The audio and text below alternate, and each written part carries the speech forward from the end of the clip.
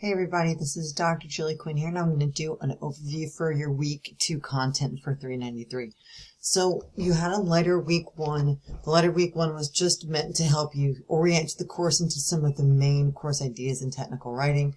And as you can see, I'm kind of tinkering around with some of the capitalization as I do this. So this week coming up, you've got resources to review, and these resources will help prep you for writing assignments 1 and 2. They are interrelated. Okay, writing assignment 1 is pretty light. Writing assignment 2 is a little bit more in depth, but you'll see that relationship in just a second. The first thing you're going to see is Personas Writing by Matt Eland. It's a web page that's going to be related to writing assignment number 1, where you imagine distinct users of technical documents that you're going to create in writing assignment number 2. There is textbook chapters on basic principles of design. The first 2 principles we're going to talk about are repetition and contrast. Technical documents tend to use repetition in a positive way. That's consistent headers, consistent font styles for text readability. And contrast is a concept about where you have good enough design so that images sort of can pop off the page and that the text is readable. For example, good contrast would be a white background and a darker font, like dark blue or black font, for example, so that the text can be read. If you had like a white background and a lime green font, you would not have much contrast. It'd be pretty hard to read. The next link you'll see is the resources for writing instructions, where you'll get a chance to imagine this is some elements of textbook for you for that support, so you get a chance to read some of this information. It's predominantly from the Technical Writing for Business People text, but you'll go through that as well this week in preparation for writing assignments number 1 and 2. And then you've got these library tutorials. It may be that you've seen these library tutorials before, and they're actually kind of short. It's about searching in the library databases. Now, you may be wondering, well, why do you have to do that? You're doing technical documents. Technical documents, of course, are not the same as essay writing, but we're going to have a hybrid assignment a little bit later on, right, where you have a briefing paper. So we're preparing you now and reminding you, maybe it's been a while, depending on your major, for when you've done academic essay writing, that you'll be preparing to do some quality scholarly research for a project a little later in the term. So these tutorials prepare you for that.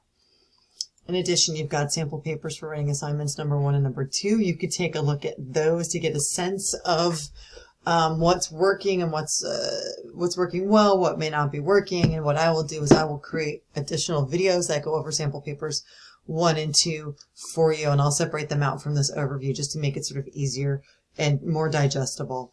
Note that the sample papers are not perfect student assignments. There may be little things wrong with them here or there, little things that I would recommend you avoid doing. So that's why I'll have a sample video for writing assignments 1 and 2 in addition to this video that will come up later in week 2. Okay, your discussion topics for the week. There's just 2 this week, right? One is getting ready for writing assignments 1 and 2, and one is the discussion topic for the library tutorials exercises, and you're going to be doing some practice on a topic that you're not writing about, just so you can kind of gauge level of effort. You could see how your classmates approached the assignment, and I could do some demos on the same topic as you, as if I was a student in the class. So you've got some readings, you've got some videos to watch, and you've got writing assignment number 1, the 3 personas. And so let me just do a quick overview of that assignment in here. When you click on the PDF, it should open, and this is what it says. You will write 3 personas to prepare for the writing of assignment number 2, that set of instructions where you explain how to accomplish a task on a website. Definitely read those instructions for writing assignment 2 before writing your personas, so you understand the types of people you're creating and how they would then use this website to come. So you want to read both assignment overviews to get a better sense of this one.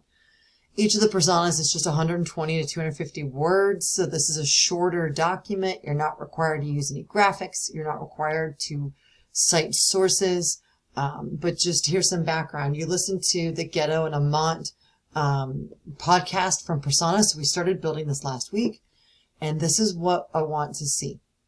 You're going to have 3 paragraphs, basically.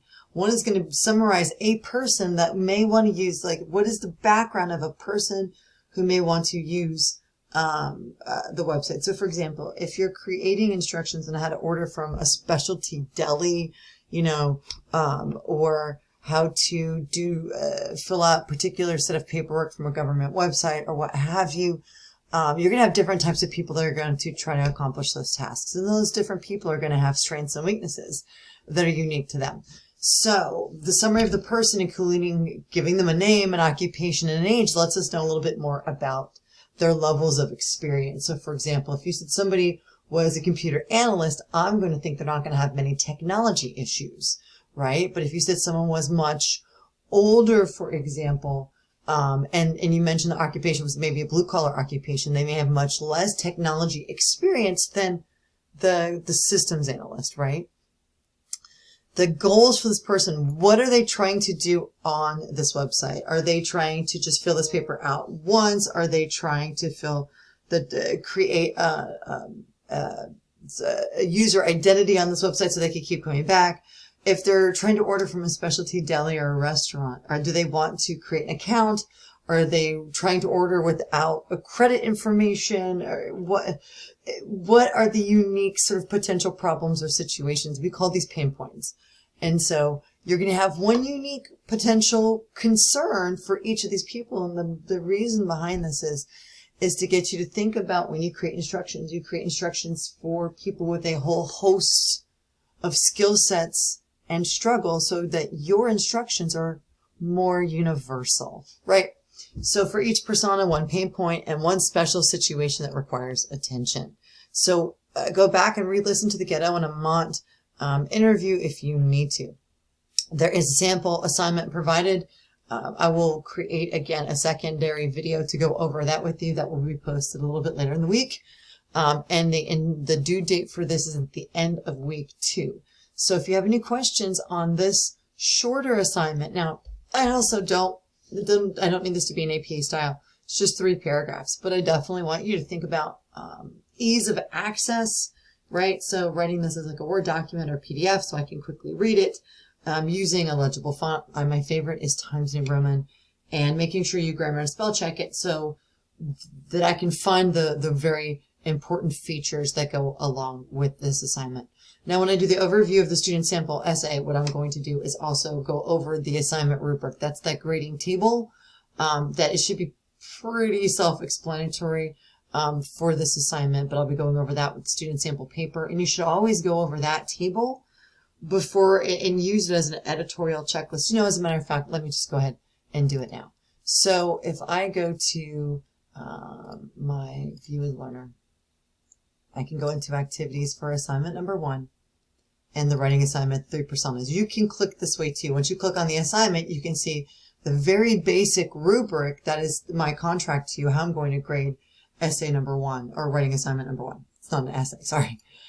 Criteria that the 3 personas feature the summary, the person's name, occupation, or job location, and age, complete, incomplete, or if you skipped it entirely, absent, right?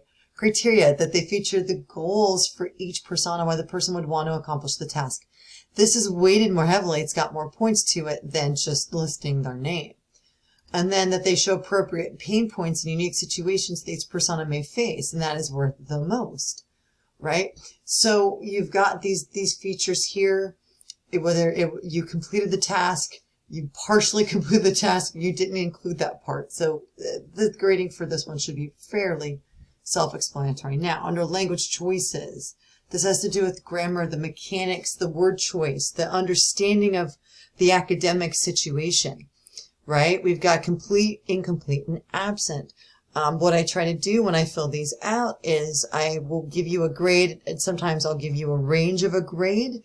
If that was complete, there's 1 or 2 little things, maybe it'd be like 14 points out of 15, and I'll explain why so there's never any confusion for you. But what you can do is you can print this out and print out your draft of writing assignment number 1 and have them side by side and then work to make sure that you haven't missed any of the important criteria. And as always, if you have any questions, all you have to do is reach out and let me know. We can set up a conference. It's best to set up conferences before the assignments are due. That's when you get the opportunity to draft with me. You can even do it in real time, and we can go over feedback on what you've worked on before you submit it for a final grade at the end of week 2. If you have any questions, just let me know.